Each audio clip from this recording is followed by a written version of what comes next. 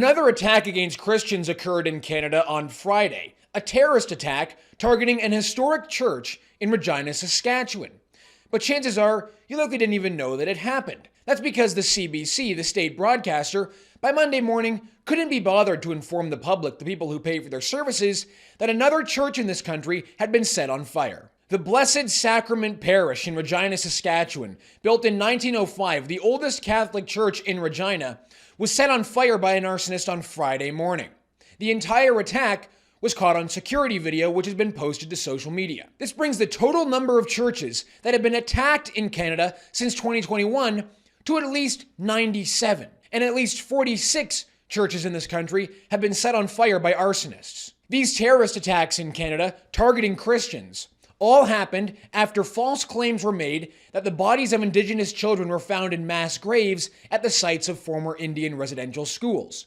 The legacy media and politicians in this country amplified those false claims and lit the fuse, which has left a trail of burned churches to dot Canada's prairie landscape. Before we get into the video, be sure to drop a like on this video, help us out by subscribing to the True North YouTube channel, and the comment question for the episode is this: why has the Canadian government refused to open a formal inquiry into the church burnings?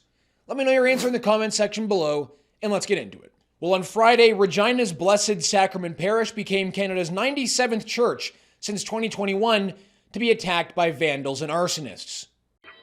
Okay, now, come on. Blood.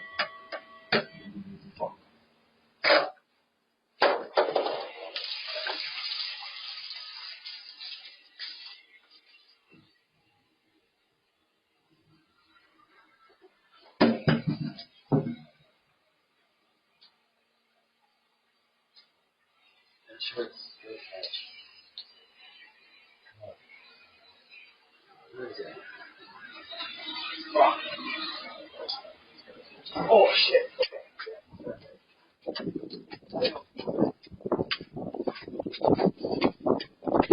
Now, unlike other terrorist attacks targeting churches in Canada since 2021, this attack was caught on video and released to the public by Father James Henches, one of the priests at the Blessed Sacrament Parish. Now, for those that seek to downplay the attacks against Christians in this country, who think that 96 churches that have been attacked is not enough, and maybe think that it's all a cooked up story, well, the video evidence of the 97th attack, the 46th arson attempt, might hopefully change their minds.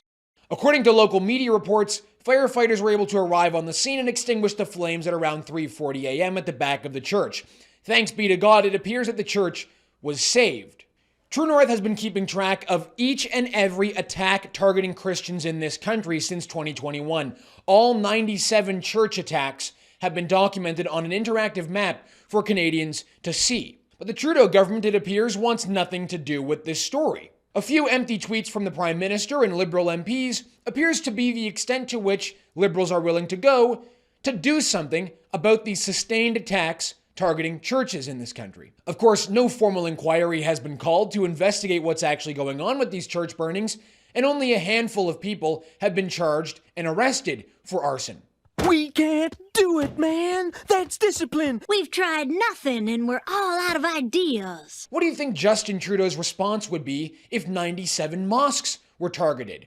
Or if 97 synogogues were targeted? Or if 97 temples were targeted in this country?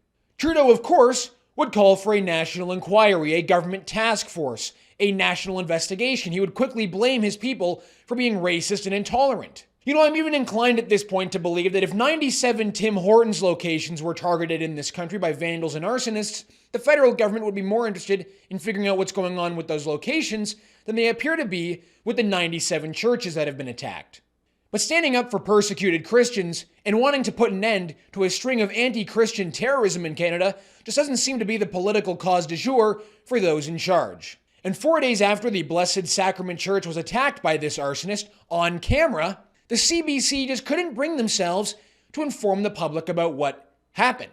At least $1.4 billion a year from the taxpayer to supposedly inform Canadians about what's going on, and not a single line on their website about an arsonist attacking an historic church in Regina over the weekend.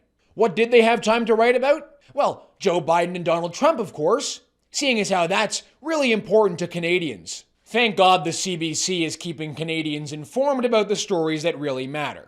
Before this latest attack in Regina, the CBC got around to investigating the string of church fires in this country. In their investigation, they didn't really find anything new, which is kind of the whole point of an investigation, but rather, in typical CBC fashion, well, the CBC found a professor at the University of Calgary to justify and excuse the church burnings. Take a listen to this. At the University of Alberta in Edmonton, Paulina Johnson has been looking into the church fires and why they're happening.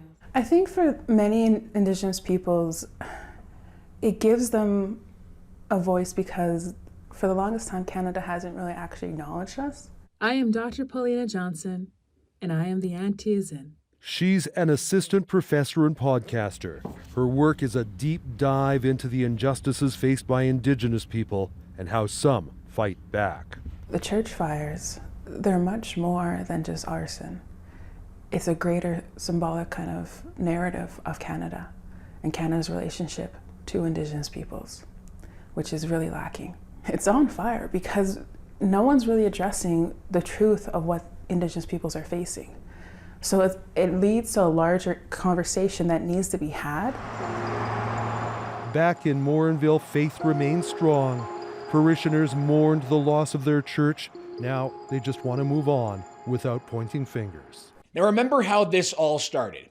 The legacy media taking the claims from First Nations bands who used ground-penetrating radar and claimed that they had found the remains of Indigenous children in mass graves at the sites of former Indian residential schools. Now the legacy media, seeing a golden opportunity to bash Catholics in this country and accuse Canada of committing the worst crimes imaginable, simply did that, without any evidence, without doing any investigations of their own, to find out that in fact not a single bone has been dug up. Not a single piece of evidence beyond simple ground-penetrating radar findings which show nothing to confirm whether they were writing the truth or simply pushing falsehoods, amplifying these destructive false claims. The Trudeau government, not once pushing back against these First Nations bans, accepted what was being reported in the legacy media and subjected the Canadian public to 6 months of guilt shaming. As Canada's flags were inexplicably flown at half-mast for half a year, statues of John A. Macdonald and Queen Victoria and Queen Elizabeth